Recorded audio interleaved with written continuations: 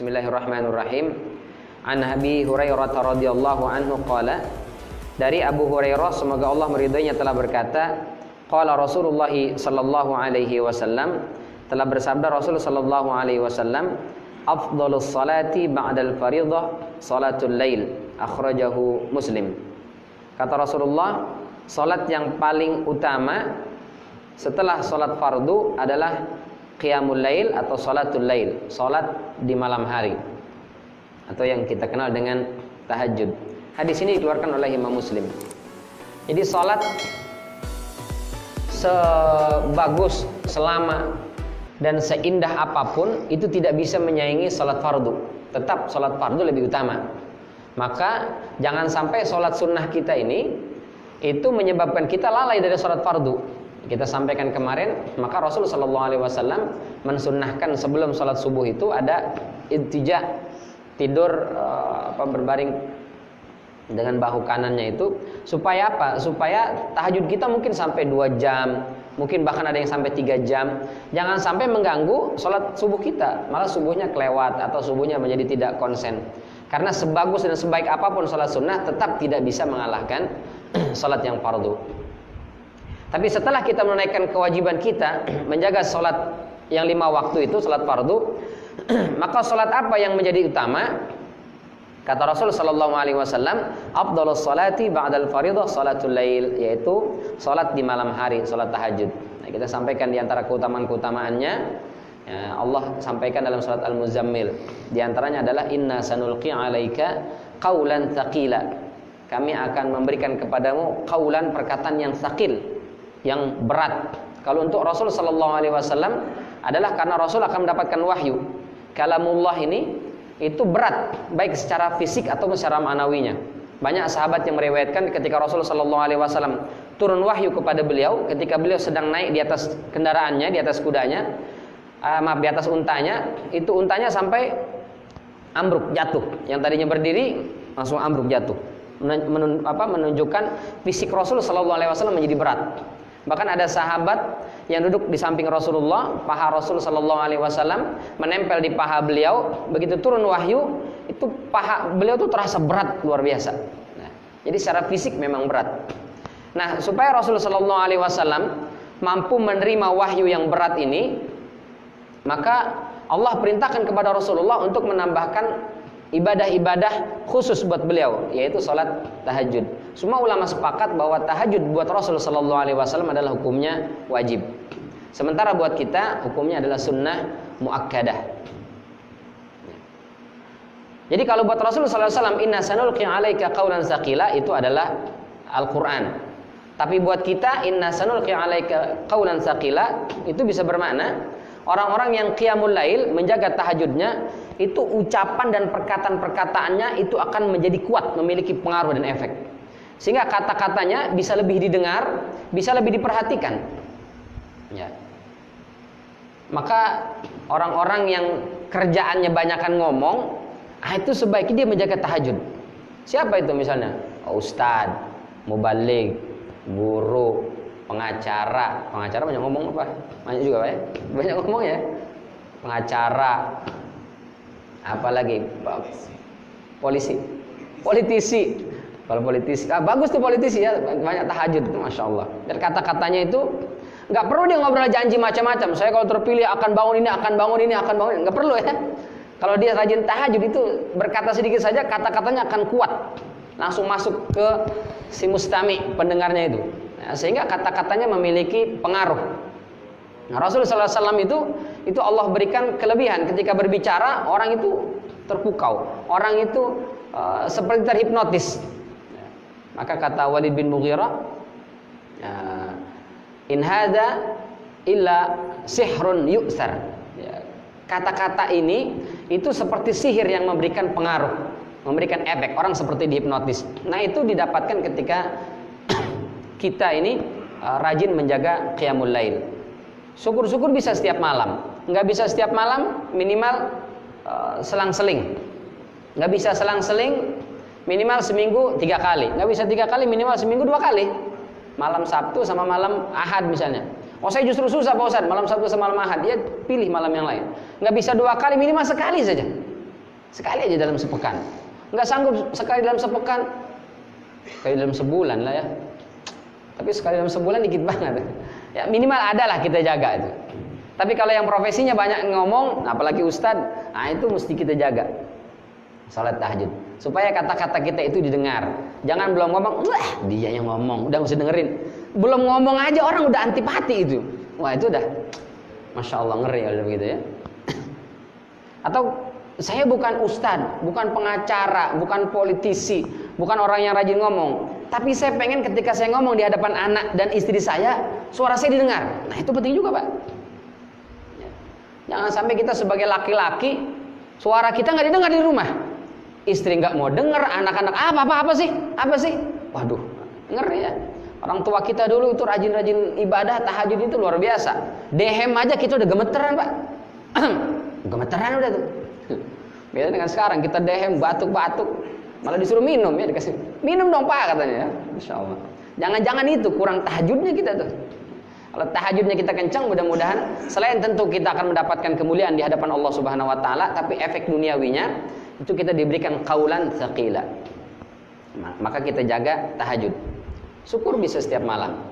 Syukur bisa lama, sebentar pun nggak apa-apa. Kata Rasul Sallallahu Alaihi Wasallam, ahabbu asyam ilallahi siyamu Daud.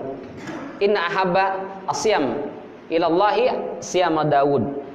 Puasa yang paling dicintai oleh Allah Subhanahu Wa Taala adalah puasanya Nabi Daud alaihissalam.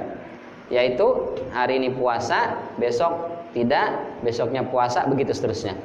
Wa ahabbal qiyami ilallahi qiyam Daud. Dan ternyata salat yang dicintai oleh Allah Subhanahu Wa Taala juga cara atau salatnya Nabi Daud alaihissalam.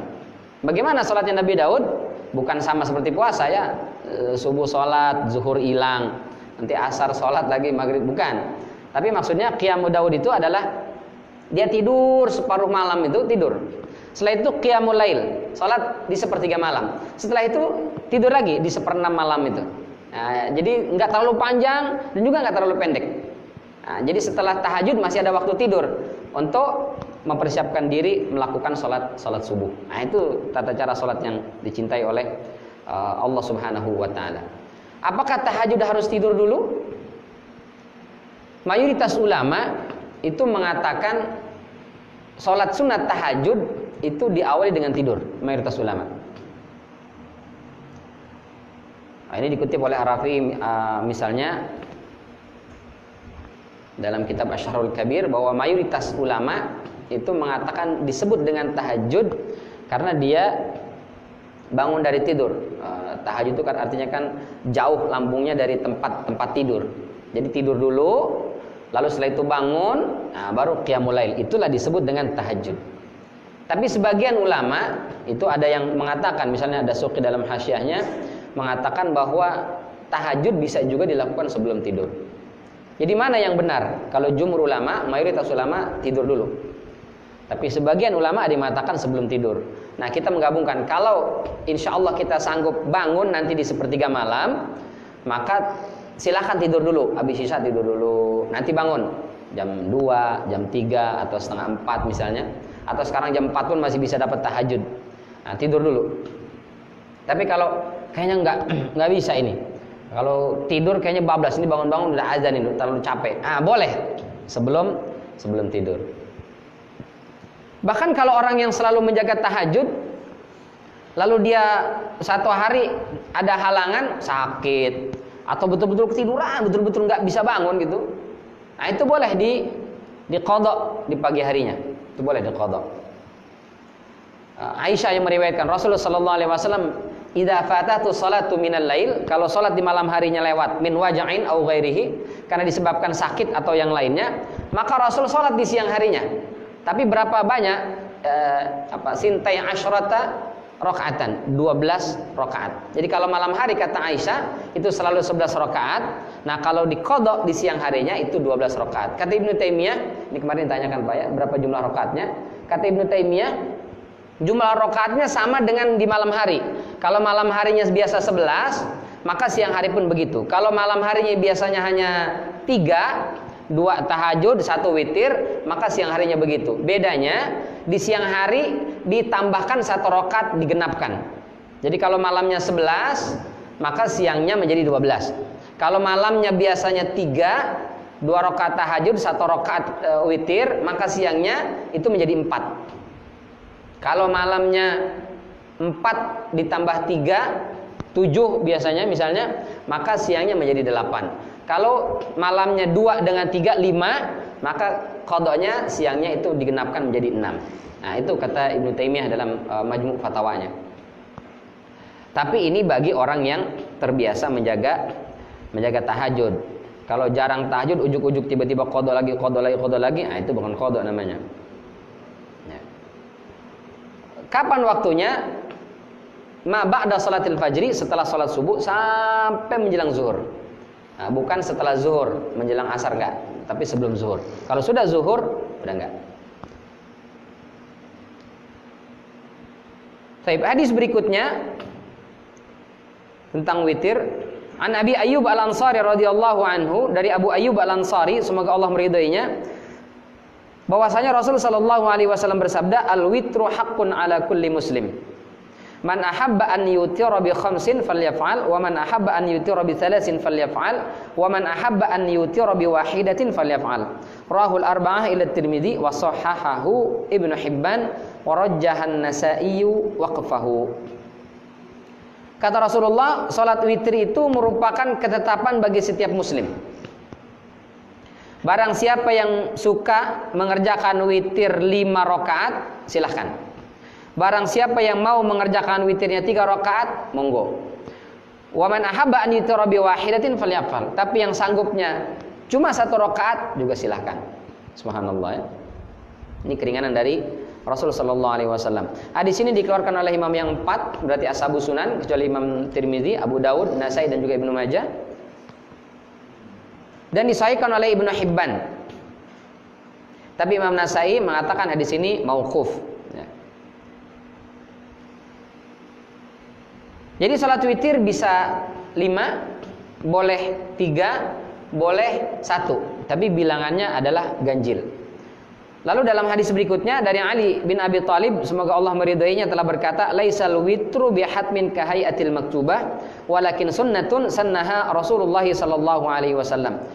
Witir bukanlah sesuatu yang wajib, tetapi dia merupakan sunnah yang disunnahkan oleh baginda sallallahu alaihi wasallam. Para ulama berbeda pendapat. Kalau Abu Hanifah mengatakan salat witir itu wajib, Pak.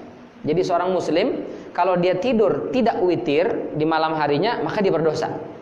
Masya Allah. Itu Abu Hanifah.